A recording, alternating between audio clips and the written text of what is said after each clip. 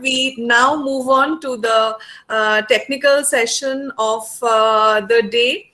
And this technical session of the one-day national webinar on innovations in teaching, learning, and sustainable development in higher educational institutions.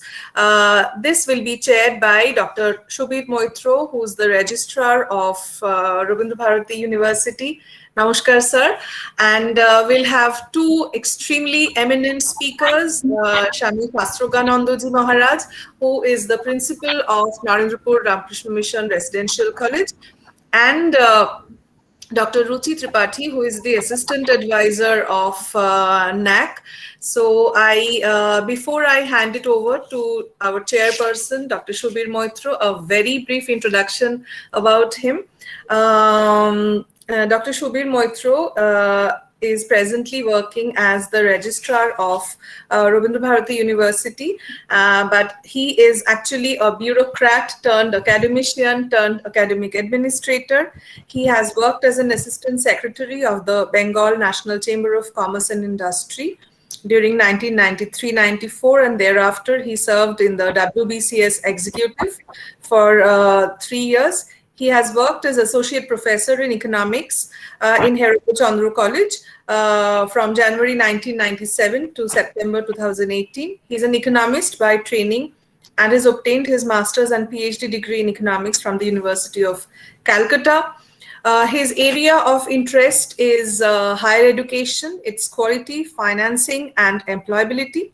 And he has been very vocal in the advocacy of the introduction of skill development courses in colleges for better employability, including self-employment for quite some time. His recent publications include a chapter entitled Self-Financing Courses in Public Institutions in the India Higher Education Report 2018, published by the Center for Policy Research in Higher Education, NUPA, New Delhi. And he has a strong penchant for the use of ICT in higher education and is a life member of the Comparative Education Society of India and the Indian Statistical Institute, Kolkata. Sir, we are extremely honored and privileged to have you in our webinar today.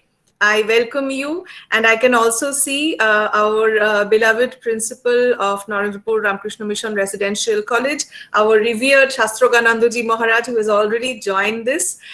So without much ado, it's over to you, Shubirda, for the conduct of this session, please. Thank you. Thank you. Thank you, Madam Principal. Now, before starting this technical session, I would like to give a special thanks to you for organizing this event and also for inviting me to chair this session.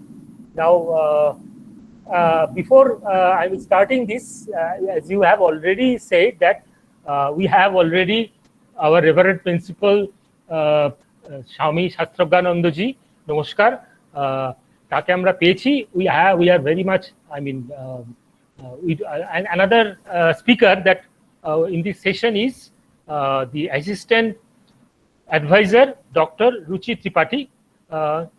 She should join within a few minutes. So before starting this particular session, I would like to just say a few things. Basically, the higher education institutions that we presently work in today, basically the kind of, it began its journey. If we look at the history briefly, then we will find that the present. Hello, can you hear me? Yes, Shubirda, you're audible. It's okay. Yes.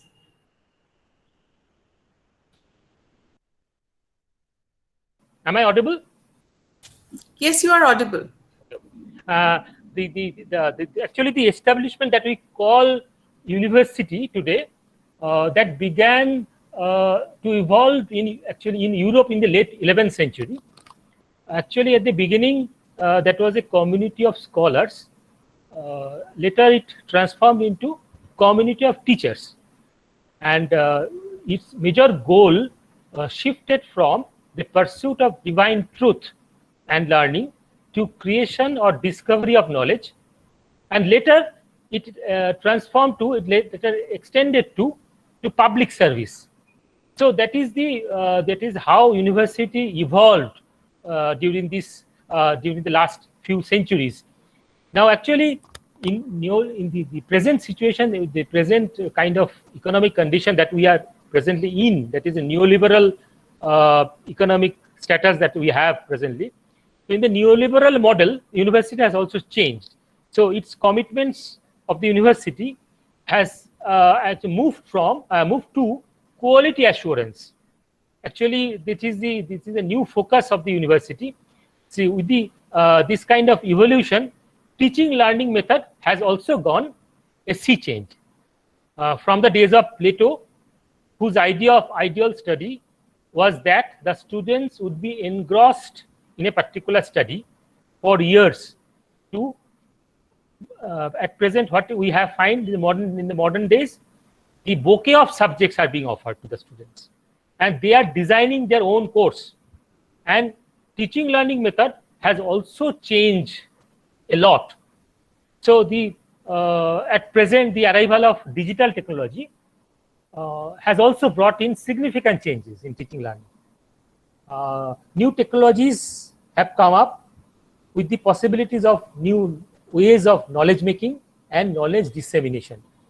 So in this, practically, if we look at the today's topic, that is the teaching learning methods, the innovations in teaching learning methods and sustainable development, then we'll find that sustainable development goals, if we look at the sustainable development goals, SDGs, then you will find that in higher education institutions should play a crucial role in meeting the sustainable development challenges.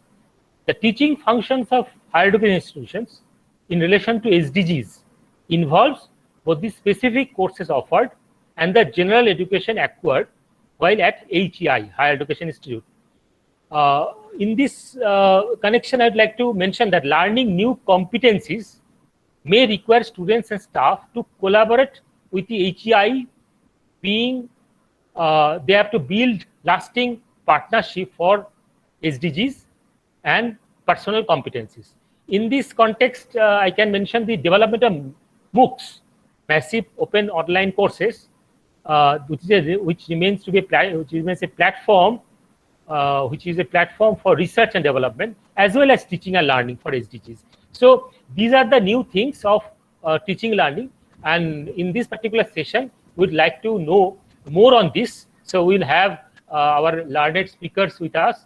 So first speaker, I'd like to request the first speaker, Swami Shastrajnananda, to start his and to inform us about what we can do about the innovation, to bring innovation to the technical learning. Thank you. Should I start now? Dr. Maitra, should I start? Yes, yes. Namaskar.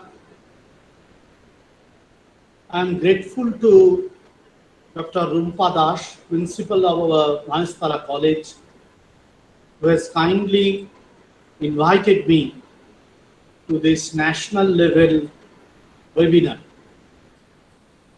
I am also grateful to Dr. Shri Maitra, the chairperson of the session, who has given a brief introduction on the theme of today's discussion. My namaskar and regards to all the distinguished speakers who have already spoken or will be speaking shortly. My namaskar and regards to all the participants, distinguished participants who are attending this webinar. I hope not only from this state, but from other parts of the country too. At the outset, I would like to mention that for some reason, I have a little constraint in time. So I will get a very little short span of time So I will try to share my experience and views on the theme you have given us today for the discussion. And that I will do within that short spell. Thereafter, I have to leave the session. Kindly excuse me for that. As I know, Dr. Tripathi will be coming, and Dr. Moitro is also there. I think they will be highlighting on the issues on a deeper and wider way. See, right from the beginning of our human civilization, especially right from the beginning of our pursuit for knowledge, be it divine or mundane, it has been found that teaching learning is a process where two stakeholders have always been required to come close, to sit face to face. It is not only for this reason that in the physical, with the physical presence, the teacher becomes able to gauge how much the learner has been able to understand, nor the matter where it is considered that the learner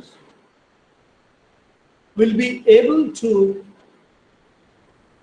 map his learning in accordance with the teaching of the teacher. But there was another part in teaching learning. In teaching learning, as I have told just now, there are two distinct stakeholders. One is teacher, another is learner. Should a learner only learn the academic knowledge, the bookish knowledge from the teacher? It was not thought of in that way, like even in the ancient civilization. Never perhaps. It was always thought of in this line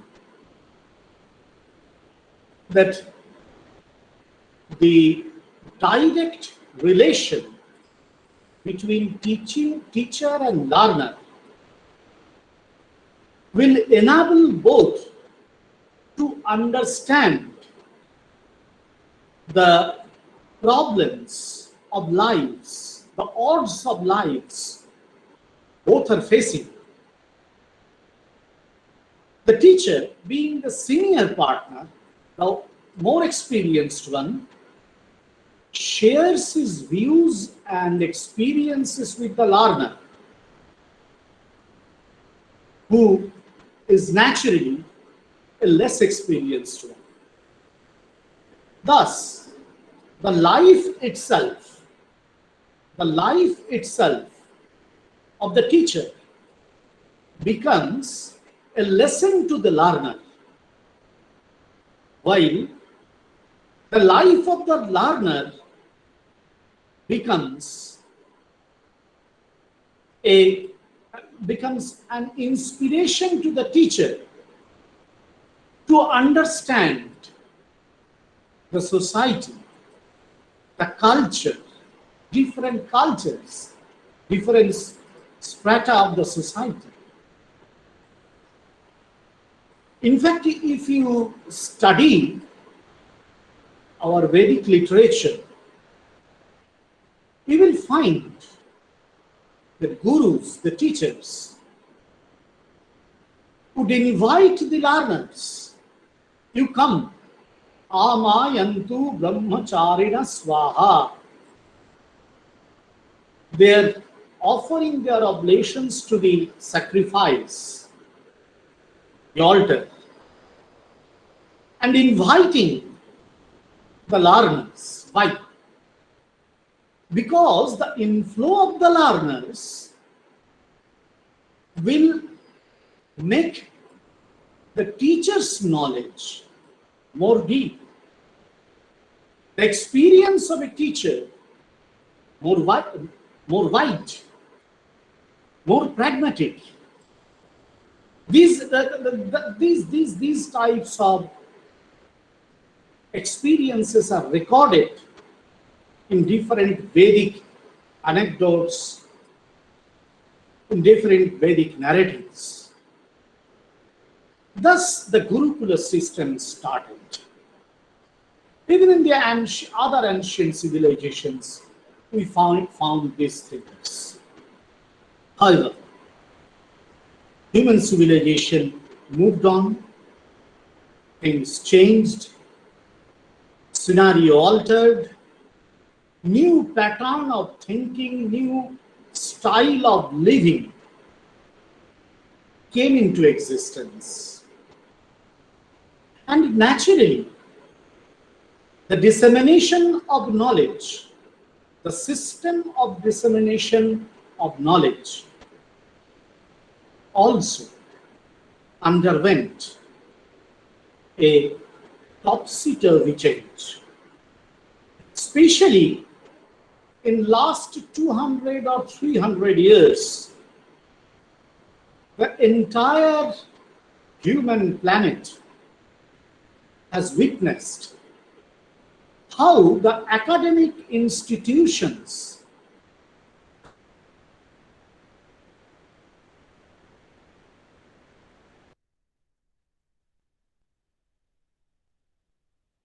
is being propelled by some other interest than knowledge seeking. State, politics, economics, everything, in fact, every compartment of our civilization, our existence, contributed to this change. Naturally, the transaction method, the pedagogy had to change.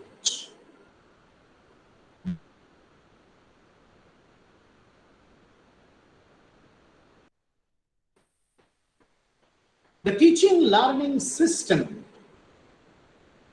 had no other way to remodel itself in such a manner so that the requirement of the day, the demand of the market, the need of the society, culture, and state are addressed to.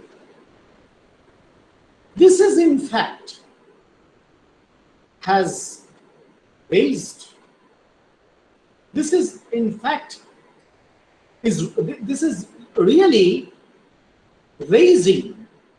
It has raised several questions. Knowledge for knowledge's sake was a slogan in some distant past. But more the state administration, the industrialization, the relationship between different units of the society have changed. The more this teaching learning process, along with its objective, the learning objective, the learning outcome has changed. This has become more important, more focused in recent times. The process started almost 2 centuries back, more than 2 centuries back, 2 centuries back. But now, when we are going through an age, I'm not only speaking of this pandemic era. In fact, I'm going a little back, in last 20 years as such.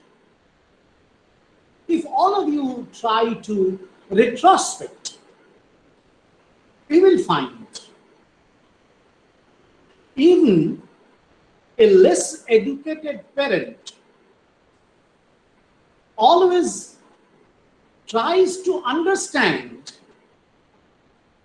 anyhow that what will be the fate of their word, their child, in studying this particular course or that particular course.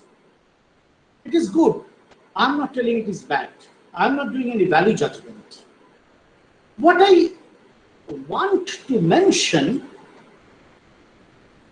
that the approach has changed. The attitude towards gaining knowledge, using our wisdom has changed. In fact, we who are discussing all these things, if our child, even after securing a very good score in class 12 level, opts for studying a humanities subject, we will not be pleased very much, maximum of us.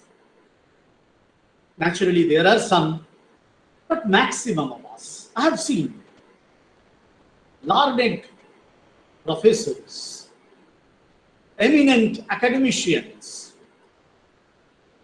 have come and told, I want my child to be a doctor, to be an engineer. Yes, he wants. Why? Market demands.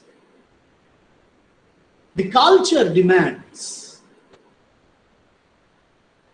So you see, it can be analyzed in details. I don't have time. But what is more important to me, the entire academic structure is now being determined by several non-academic factors. You know, there is CBCS, choice-based credit system, very good. Now there is a new pattern is being coming, LOCF, Learning Outcome-Based Curricular Framework. And the teaching learning based on this curriculum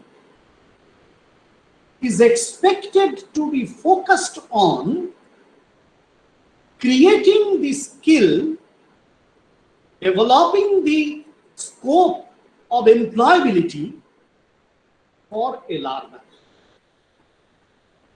It's good, undoubtedly enough, that skill should be developed. At the end of the education, the employment is required. I'm not debating on these issues. But if the curriculum and the transaction method, that is teaching learning, together focuses on only this outcome, and that outcome is always related to the market, knowledge may suffer.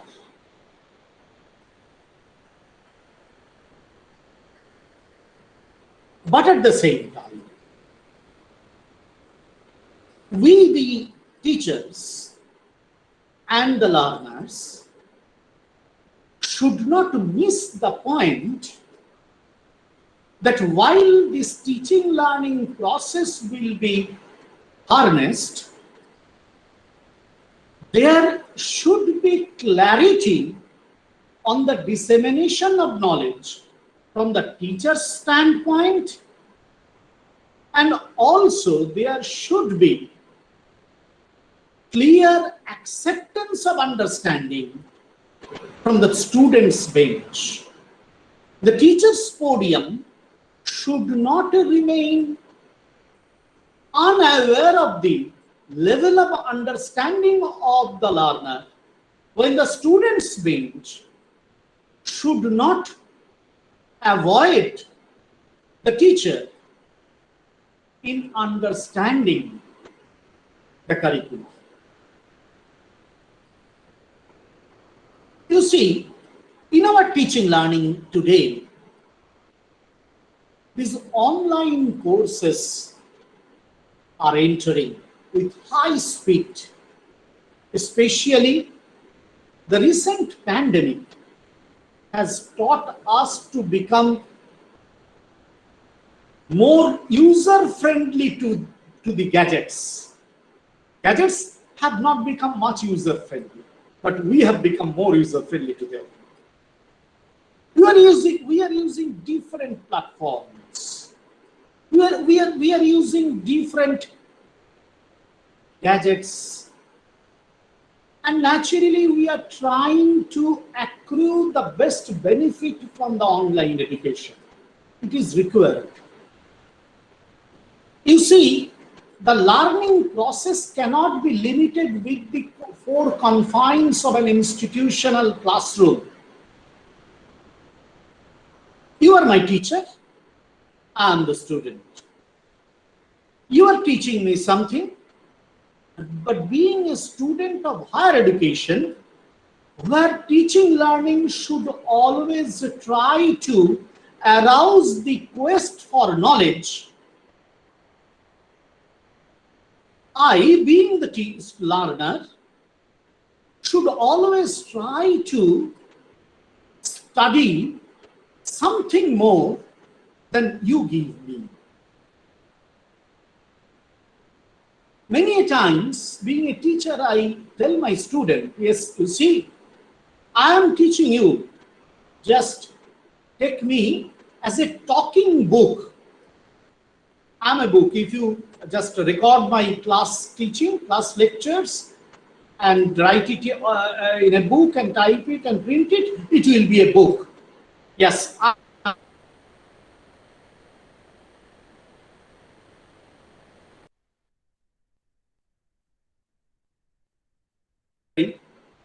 See online whether some other same type of lectures are available or not.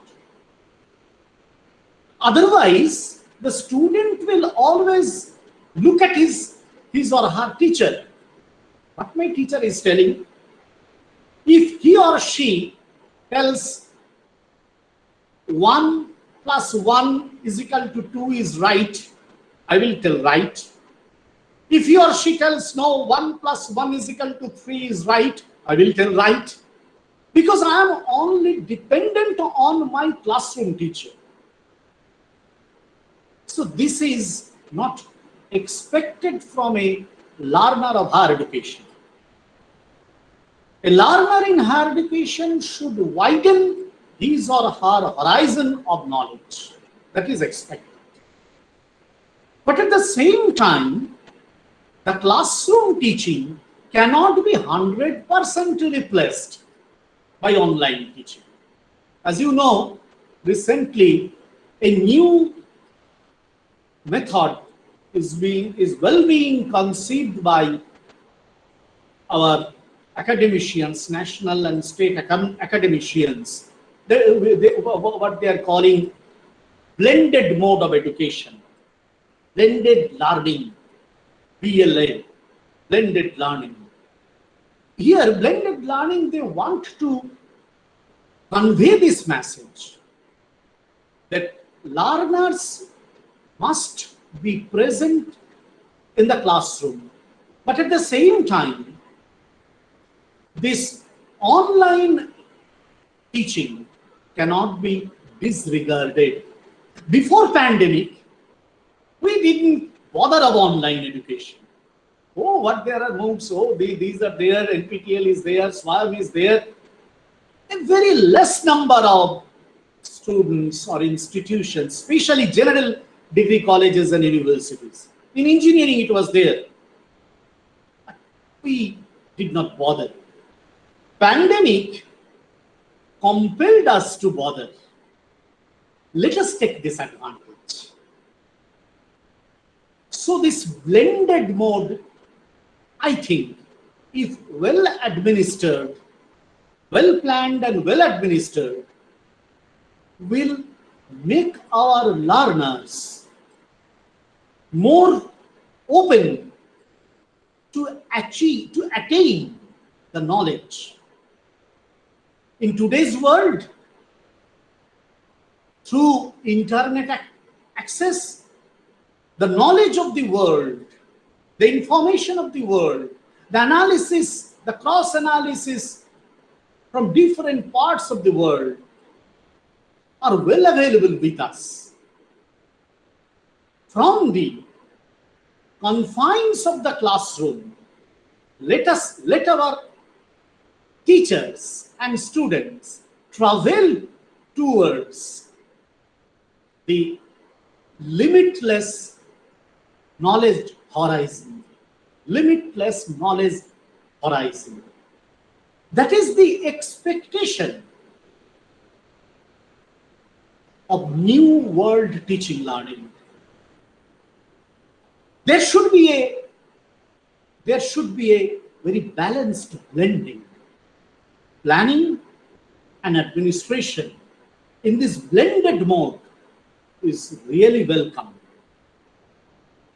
Our traditional classroom method should be blended with these new online knowledge resources.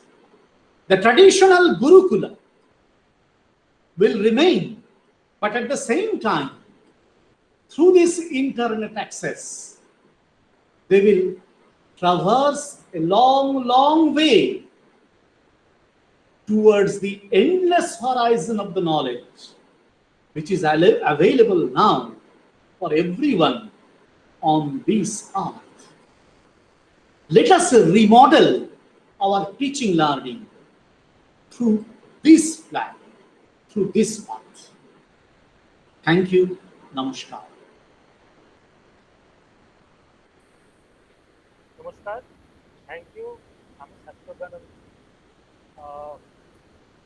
You have rightly said in teaching learning, there are mainly two stakeholders. One is teacher and the student. And ideally, the teacher and student must come first face to face, they sit together. So in this connection, we have mentioned kind of system that we inherited from the Vedic period, the Gurukula system. Shubidda, I beg your pardon. Can you please raise the volume of the mic, please? You're not completely audible. Yes, Okay, okay. yes, thank you so much. Yes. So, actually, Swami Shastrajnananda rightly pointed out that in teaching learning, there are two stakeholders, teacher and student, and two stakeholders must know each other. So basically, two stakeholders must come face to face. Ideal, that is the ideal thing. And in this connection, it's referred to the system we inherited from the Vedic period, the Gurukula system. And actually, he has also said that the changes in teaching basically has whatever has happened has been due to the change in the policy of the state, also the politics and economics. It is definitely true that economics and the politics has shaped the present system of teaching. And he also mentioned the learning, the outcome-based education and the present CBCS system.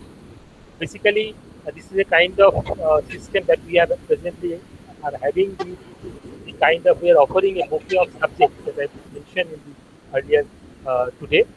So he also spoke on online courses, uh, and he has rightly pointed out that a good teacher, should enhance the quest for knowledge among the students. So basically, that is the right thing. Uh, and the blended, he has also mentioned blended learning. Yes, a good future according to him. So he has actually covered a lot of things, starting from the Gurukula system to the current trend. Thank you, sir. So actually, I'd like to add one thing that uh, if we look at if we definitely we should try to increase the enhance the quest for knowledge among the students, but actually, if we look at the students, do we want to make them knowledgeable graduates or trained graduates? That is the present dilemma. That is, we could have, we could give them such a training which will help them find a job. So basically, if we try to enhance their quest for knowledge, that is very good. But at the same time, I think that we should give them some kind of training around. For example, a student who is graduating with history has very few opportunities other than that in teaching. But if we give them some additional training, that person, that particular student can himself find a job or can start a self-employment.